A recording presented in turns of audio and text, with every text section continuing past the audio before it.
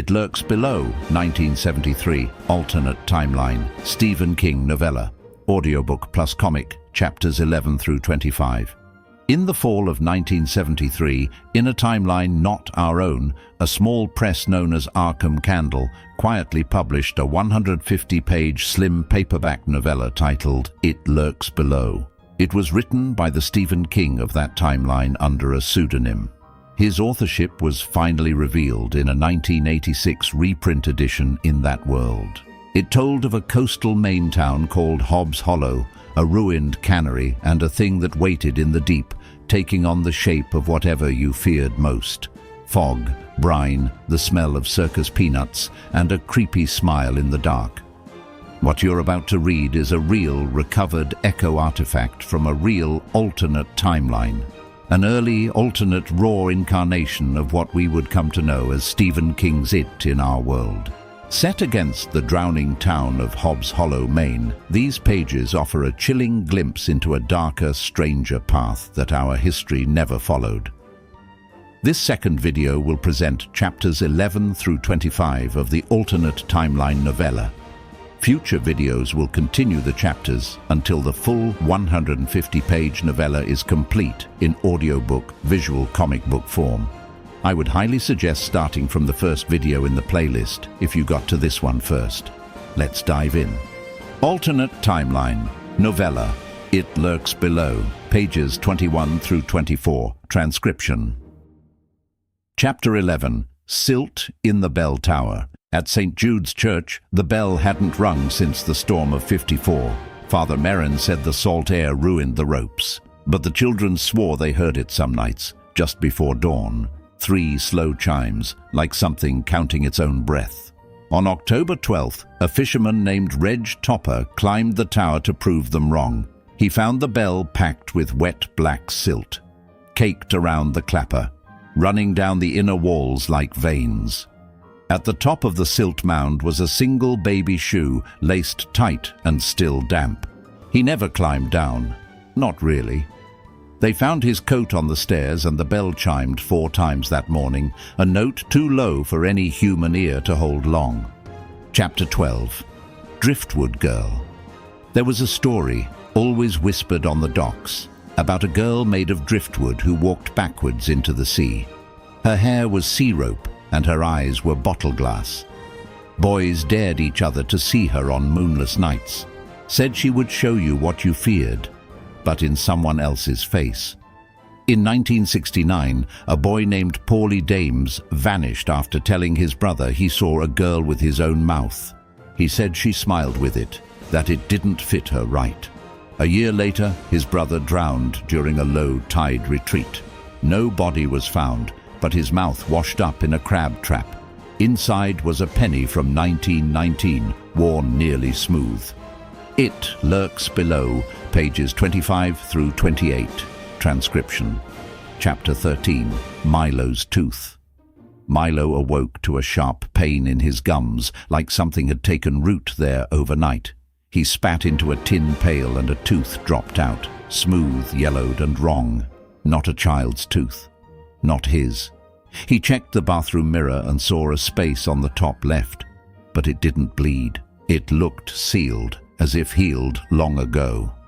Later that day, he found a page torn from his grandfather's journal stuffed behind the boiler. The grin is not just a face, it is the curve of knowing. A laugh made before language, pressed into teeth and tied. He kept the tooth in a matchbox under his bed. It clicked at night, not always in rhythm. Chapter 14, The Harpoon of Fog. The foghorns failed on the 3rd of November. All 3, the lighthouse, the ferry and the cannery, went silent at once. Old Sheriff Pine said the silence was louder than war, and that was the last thing he ever said. 2 days later, the ferry was found grounded near Barrow Shoals with no crew aboard. Just a rusted harpoon stabbed through the captain's chair. The shaft was wrapped in old twine soaked with what the coroner called marine lard. Kids started daring each other to touch the ferry's deck, but dogs refused to step aboard. One boy tried. They found his shoes neatly placed in the wheelhouse. One sock had circus peanut dust in it. It Lurks Below, pages 29 through 32. Transcription. Chapter 15. The First Mouth. Clara left her window open that night, the first time since the October shadows began. The smell of salt and copper drifted in, and something whistled beneath her bed. She thought it was her little brother until she remembered he drowned in August. In the morning, a wet sock puppet was nailed to her porch with a safety pin. Its button eyes were upside down. Its mouth was stitched with licorice string. The note inside read, "Every mouth is a door. Some should never open, but you sang, Clara." Later that day, she stopped speaking. She had to, because her voice had become someone else's. Chapter 16. The Tunnel Beneath the Puppet Stand. Back in 1958, there had been a puppet show at the summer carnival. No one remembered the puppeteer's name, just the chalky blue van and the red curtain flapping in windless air. Now, in '73, Milo dug beneath the old carnival grounds. The shovel hit wood. A door, nailed shut. The boards were damp with something that bled upward against gravity. Milo pried it open, and a narrow tunnel led down into chalk dust and puppet string. He swore he heard a calliope, but it was breathing. It Lurks Below, pages 33 through 36. Transcription. Chapter 17. The Boy with the Painted Throat. There was a boy in the records who didn't appear in school photos. No parents listed, no address, just the nurse's note. Paint residue in esophagus. Unknown source. Child unresponsive to visual stimuli. Hums Bach cello suite when agitated. They found him sitting under the gym bleachers during a thunderstorm. Not shivering, smiling. His throat had been painted from the inside out. Tiny murals of the sewers seen only under UV light. He whispered to the janitor before being taken away. He's not a clown. He's the king of underneath. No one ever found out where he was taken, but 3 janitors went missing that summer. Chapter 18. Clara's Second Dream. In the dream, Clara is back in the rowboat. The lake is made of marbles, not water. Each marble holds a version of her brother, drowning in different ways. The sky spins like a zoetrope. She rows faster, but the oars snap. A hand, not hers, lights a lantern in the boat. It shows her reflection. She has no face, only a mouth, a wide, wet, smiling mouth. When she wakes up, her pillow is soaked with pond water, and under it, a silver ring carved with 27 teeth. It doesn't fit her finger, it fits her tongue. It Lurks Below. Pages 37 through 40. Transcription. Chapter 19. When Georgie Spoke Again. It was the night of the Harvest Carnival. Cotton candy drifted like smoke from the dying century. Bill was fixing the string on a dart balloon game when the voice came, not in his ears, but in his teeth. "You left me down here, Billy." He turned. No one, but his shadow had another shadow, shorter and missing an arm. The voice again, through enamel and gum line. "I saw the light in your boat. I followed it. I held it till it sank." The dart in his hand popped a balloon. Blood sprayed out. Not paint, not water. Blood. The prize was a paper sailboat. Soaked through. Facility AI note. In It Lurks Below, Bill and Georgie appear only once, not because they were less important, but because they hadn't yet fully emerged. But even then, they were already remembered by the story. Georgie even got a brief mention in the foreword. Chapter 20. The Book with Skin Pages. At the far end of the Hobbs Hollow Elementary Library, behind a locked case, sat a book no one remembered checking in. There was no title on the spine. The pages looked porous. Mr. Keene, the librarian, opened it once in 1961, then never spoke again. Inside, a drawing of a well that breathed, a diagram of teeth inside a tree stump, a blueprint of the Hobbs Hollow sewers but mirrored. On the final page, a sketch of 7 children standing around a drain. Their eyes were crossed out.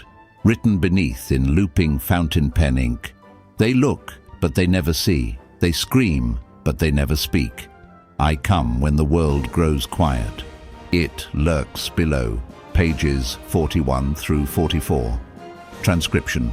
Chapter 21. The Cannery Floor. It had rained for 6 days. When Milo stepped into the ruins of the old Hobbs Hollow cannery, his boots stuck to the floor. Not mud, not oil. Something older.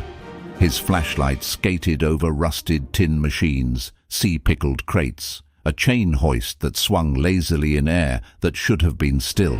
On the floor, chalk circles, names inside each one. Bryce, Eleanor, Stephen, Mill. His name wasn't finished. Something had smudged it. Something had stepped in it. A shape loomed briefly behind a half-crushed ice bin. Milo blinked and it was gone, but the flashlight flickered, and for just one frame, a grin of yellow teeth in a manhole. Chapter 22. Red Thread, White Bone. In the dream, if it was a dream, Milo found himself in his grandfather's boat. The fog was so thick it looked like wool. He could barely see the water. Tied around his finger was a red thread. At the other end, a finger bone, white, polished, child-sized. The boat bumped something. He looked down. Penny-farthing wheels floated on the surface, and a shoe, and a child's face, pale and unblinking, bobbing just beneath. Milo screamed. From the fog, a carousel melody, slow and off-key. "They never stop spinning." "Not really," a voice whispered from the wake. "It lurks below." Pages 45 through 48. Transcription. Chapter 23. The Man with the Bucket Hat. Tommy Riggs swore he saw a man fishing off the Hollow's collapsed wharf. This was strange for 2 reasons. The wharf had been condemned since 1957. The man had no fishing rod, just a tin bucket. When Tommy approached, the man turned. His face was burnt smooth, like wax left too long in the sun. No nose, no mouth, just dimples where his cheeks should have smiled. He dipped the bucket into the sea. When it came back up, a balloon floated from it, bright blue, with no string. Tommy ran. He never went near the coast again. Chapter 24. When the Fog Cracks. That night, Milo had a dream that wasn't a dream. He stood in the clearing behind the cannery where the lobstermen once dumped their traps. But the fog was cracking, not lifting, not parting, but cracking like old paint. From the cracks, laughter, distant and wet. He held a lantern. It burned blue. In its light, the ground pulsed. He looked down and saw the cannery floor wasn't stone. It was skin, grey, veined, hairless. When he stepped back, something pressed upward. 5 impressions, like fingers pushing back. It lurks below. Pages 49 through 52. Transcription. Chapter 25. Knots in the Water. Old Lottie Fenn claimed she once saw a rope coiling by itself in Hobbs Hollow Harbour. Not drifting, not tangled by tide. Coiling, like something was pulling it inward. She told Milo's grandmother over tea. It was knotted like a child's riddle, like it had meaning, you see, some sailor's prayer maybe, or a warning. Lottie never went near the docks again after that day. She said she heard a song in the foam, something that sounded like a boy's voice, but didn't use words. End of chapters 11 through 25. Novella will continue with chapters 26 through 50 in the following video.